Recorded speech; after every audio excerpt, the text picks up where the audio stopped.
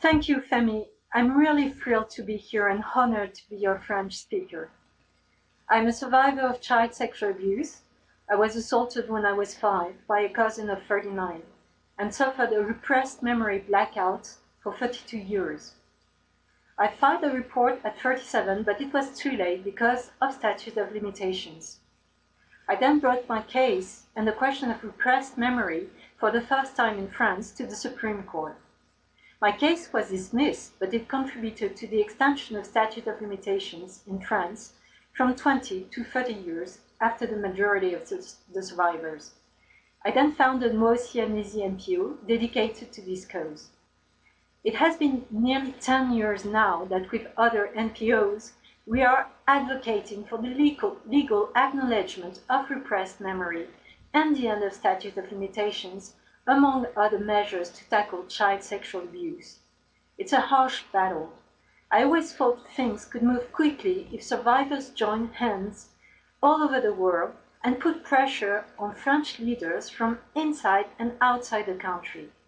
And then came the Brave movement. So I joined it with even more enthusiasm that I really think it is the best way to end child sexual abuse, and I'm confident that we'll make it. Each year, more than 160,000 children are raped or assaulted in France.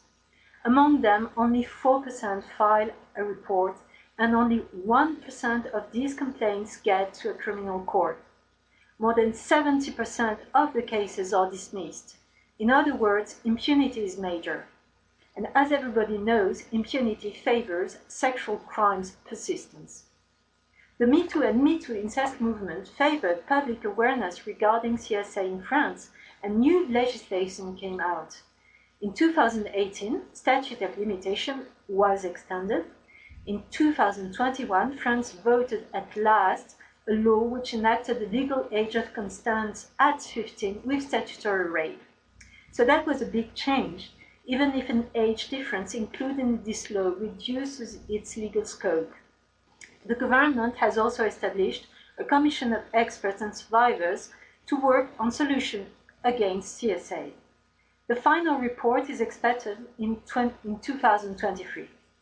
Simultaneously, we are very active on social wires to continue to raise awareness on this plate and put pressure on our leaders.